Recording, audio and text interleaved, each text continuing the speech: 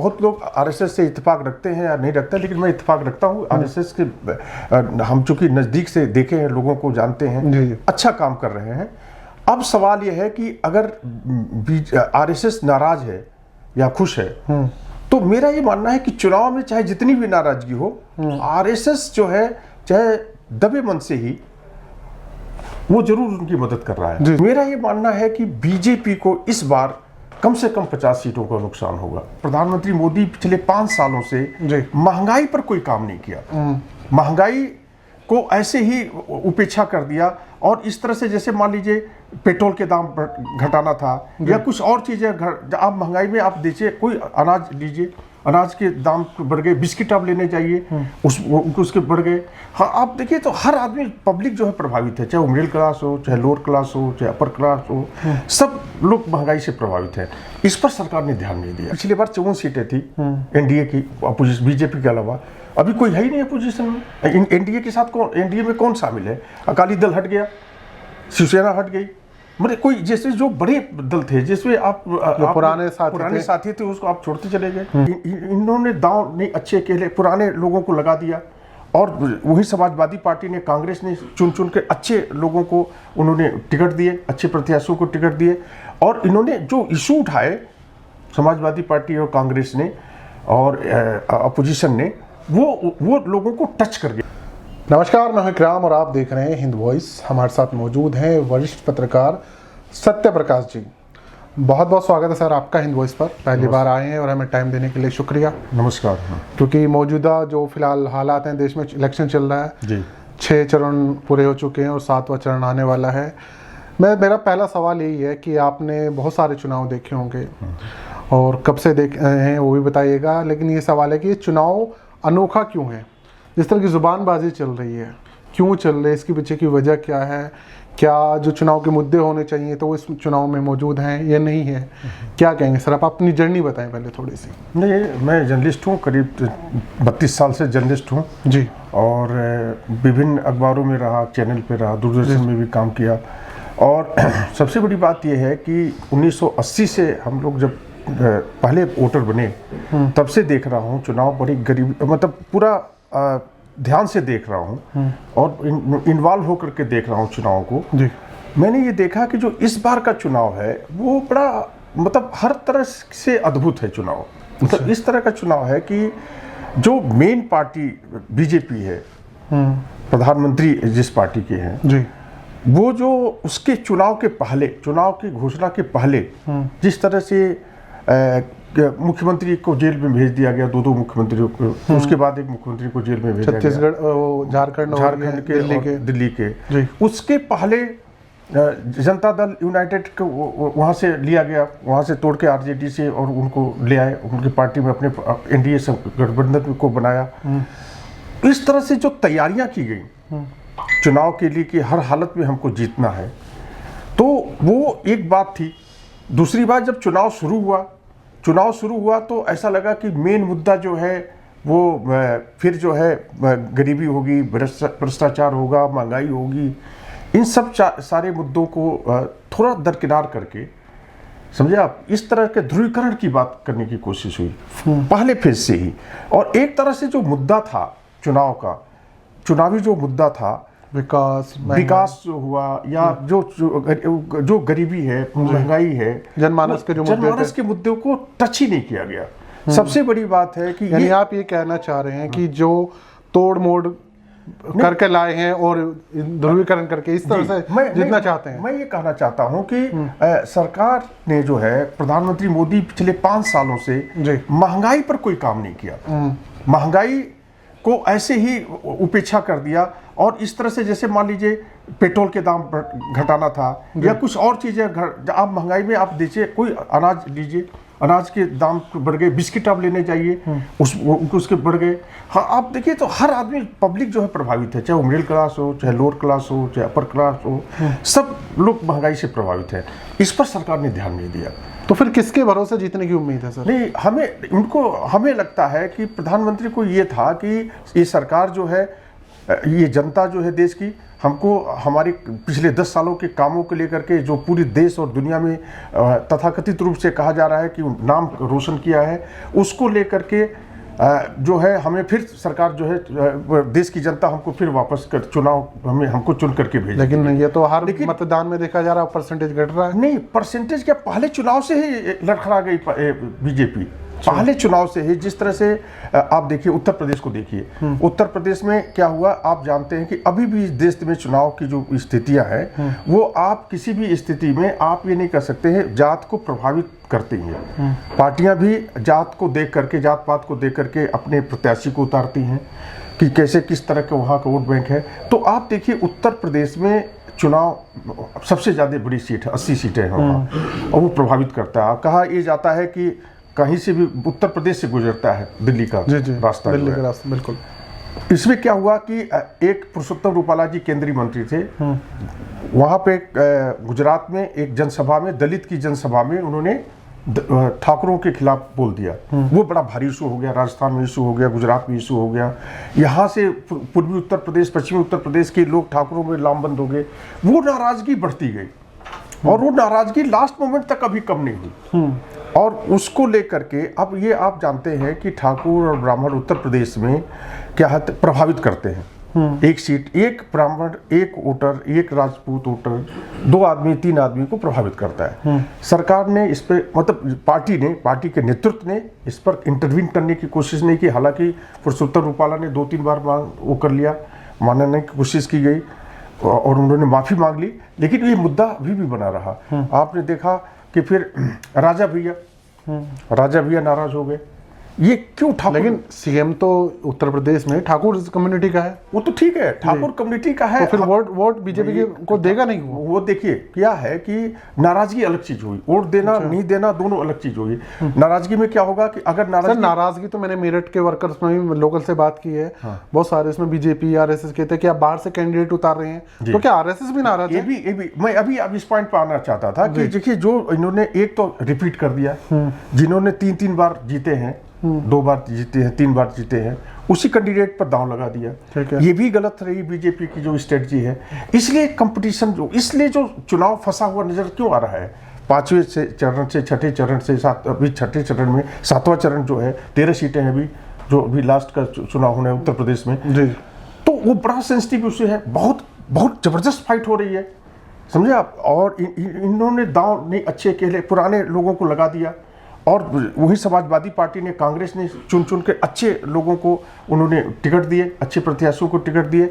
और इन्होंने जो इशू उठाए समाजवादी पार्टी और कांग्रेस ने और अपोजिशन ने, वो लोगों को टच कर गया, दिल को टच किया। जैसे महंगाई का मुद्दा आप देखिए, हो सकता है राहुल गांधी जो है प्रधानमंत्री से बढ़िया भाषण की तरह से, प्रधानमंत्री की तरह से भाषण नहीं दे सकते हैं, अखिलेश भाषण नहीं दे सकते हैं, लेकिन ये बात जो उन्होंने कही अपनी जनसभाओं में, वो जनता को अपील कर रही है।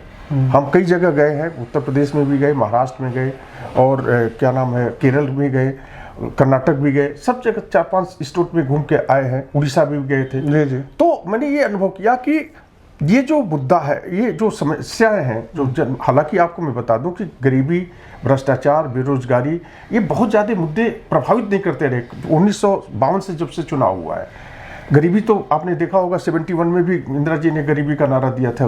लेकिन इस मुद्दे को इस बार ये प्रभावित हो रही है, ये जनता के बीच में, जनता द्वारा पूछा जा रहा है, जनता द्वारा पूछा जा रहा है कि भैया इस पर तो आपने काम ही नहीं किया।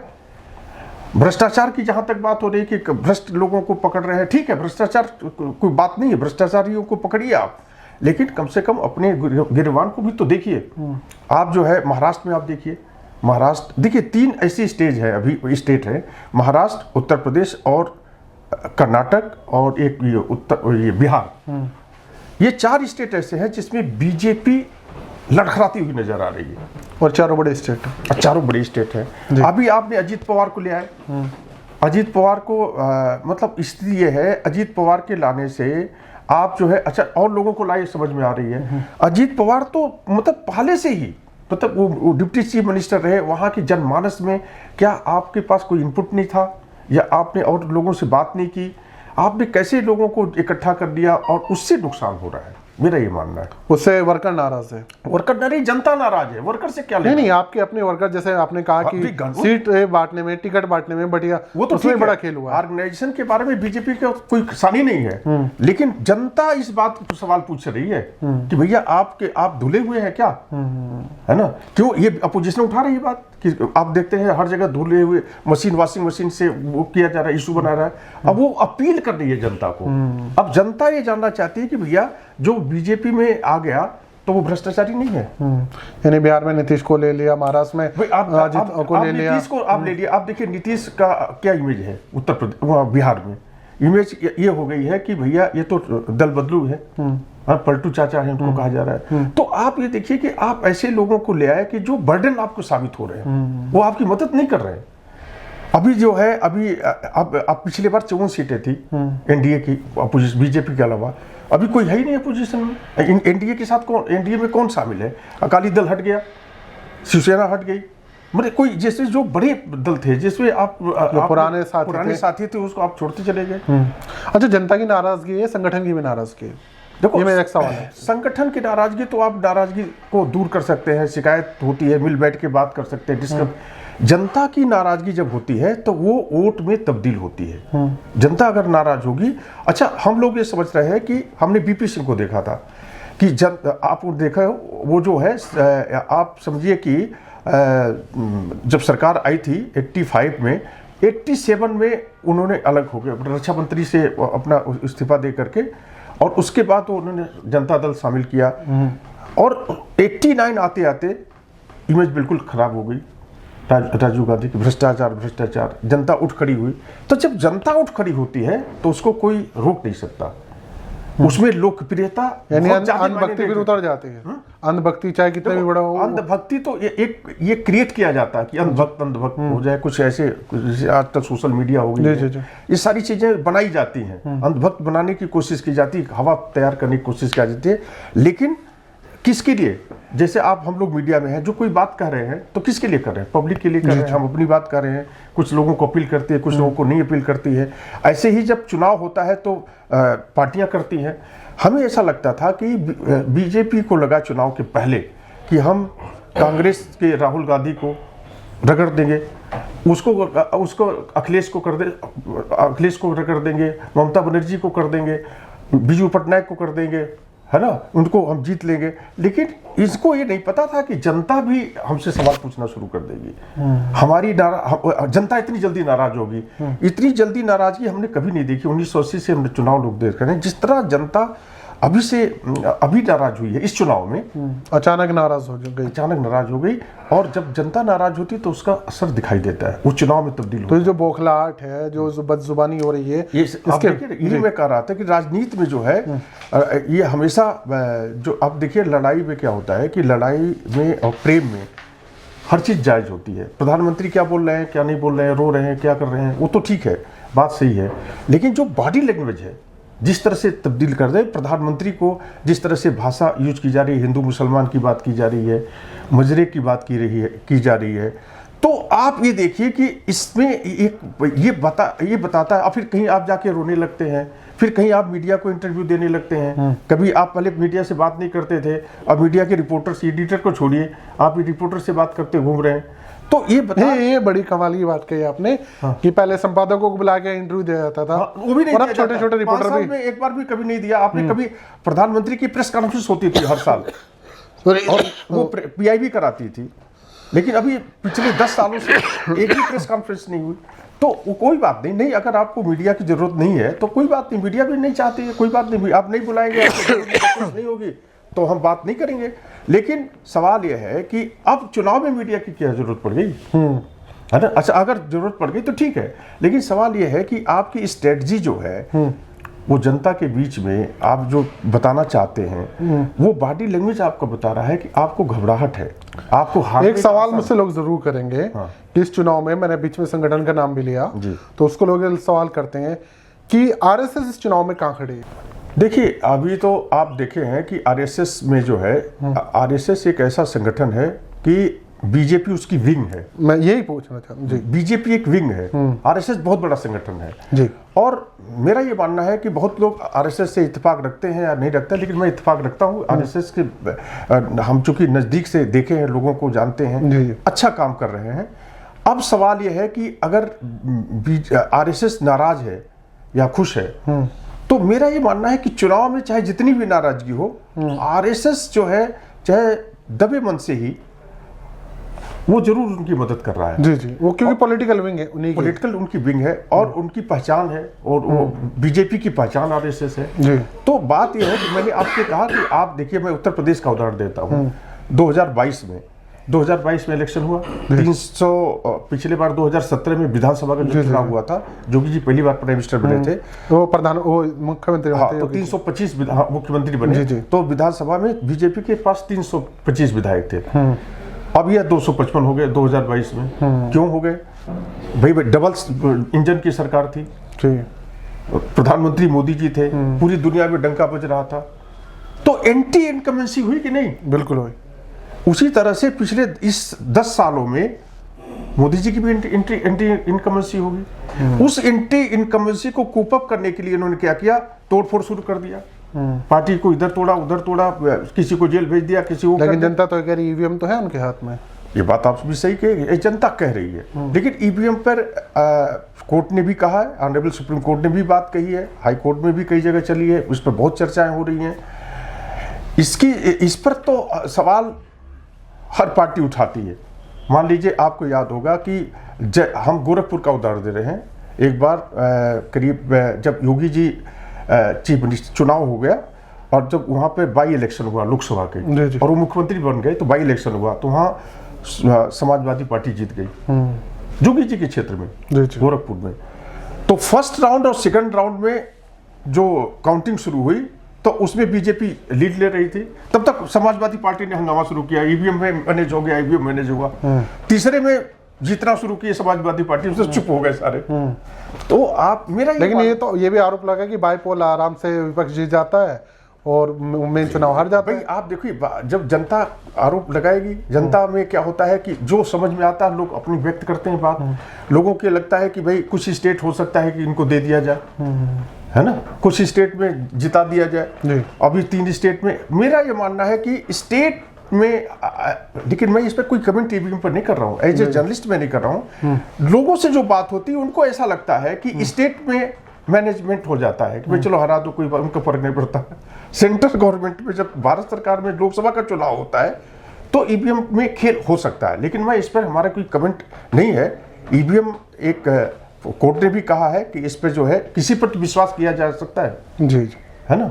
तो मेरा ये मानना है कि ईवीएम एक इशू बन सकता है, अभी 2-4 तारीख के बाद बन जाएगा। एक आखिरी सवाल मेरा आपसे, इसके बाद हम अपनी बात खत्म करेंगे। अभी क्या आपका एक तरह से आकलन है सरकार को, इंडिया गठबंधन को और इंडिया को, कितनी सीटें पे कौन कहाँ पे खड़ा है? देखिए, सीटों का भविष्यवाणी तो हम ज्योतिषी है नहीं कर नहीं सकते, लेकिन as a journalist, as a पत्रकार, मेरा जो एनालिसिस है, अभी जो एक से अभी 6ठे चरण तक चुनाव हुआ है और 7वें चरण में जो चुनाव होने हैं, उसको भी इस एरियाज को भी हम लोग जानते हैं बहुत अच्छी तरह से। मेरा ये मानना है कि बीजेपी को इस बार कम से कम 50 सीटों का नुकसान होगा। कम से बहुमत से नीचे आ जाएंगे वो 300 से बहुमत 250 के आसपास, 250 260 के आसपास। तो एनडीए गठबंधन पूरा टोटल एनडीए? नहीं, बीजेपी, ओनली बीजेपी। बाकी हमने आपसे कहा ना कि एनडीए में कौन है जिसमें ऐसा है कि 25-30 सीटें मिल जाए, जी, एक दो है उनके पास, 5 सीटें, 10 सीटें, 20 सीटें, ऐसे तो 10 ऐसा हुआ तो मोदी जी प्रधानमंत्री बनेंगे। चंद्रबाबू नायडू की इमेज अच्छी हो रही है, लेकिन पोस्ट अलायंस हो जाता है ना। अगर मान लीजिए ऐसी क्राइसिस हो जाएगी तो पोस्ट अलायंस पर भी काम होगा। ऐसा नहीं है कि प्री अलायंस में नहीं हुआ, जैसे अकाली दल से नहीं हुआ, तो कुछ पूरा पुराने साथियों को ढूंढा जाएगा, तब ढूंढा जाएगा। तो लेकिन ऐसी परिस्थिति, लेकिन इस पर और भी मैं कहना चाहता हूँ कि आपको याद होगा कि अभी एक एरा नहीं है जो आपको देखा ना, पहले 96 में आप देखिए, 96 से लेके उधर 91 में, फिर भी 91 से देखिए, ये एरा था कि भाई मिलीजुली सरकार बननी चाहिए। अभी सरकार जो है 2014 में ही देख लीजिए, 2004 में देखिए, लेकिन 2014 के बाद एक एरा खत्म हो गया है। या अभी 2007 के इलेक्शन में उत्तर प्रदेश ने शुरू किया था कि बहन मायावती को मुख्यमंत्री बना दिया, बड़ी सीटें दे दी एक तरफा, फिर बहुमत का दौर आ गया, फिर समाजवादी, हाँ बहुमत का दौर आएगा। तो मेरा मानना है कि अभी बहुमत का दौर है, इतना नुकसान नहीं हो जाएगा बीजेपी का कि जिस बिल्कुल ही किसी से बहुत ज्यादा सहयोग लेने की जरूरत पड़े, ऐसा मेरा मानना है। जी जी, बहुत शुक्रिया सर, आपने हमारे सवालों का जवाब दिया, क्योंकि सर खुद एक जर्नलिस्ट हैं और सीनियर है, सर हैं हमारे, अक्सर बातचीत करने का मौका मिलता है। तो ये एपिसोड आपको कैसा लगा, आगे भी इनसे ज़रूर बात कराएंगे, और 7वें चरण के बाद मैं इनसे ज़रूर बात करूंगा। नीचे कमेंट कीजिएगा, वीडियो को ज़्यादा से ज़्यादा शेयर कीजिएगा। फिर मुलाकात होगी, तब तक के लिए दीजिए इजाज़त।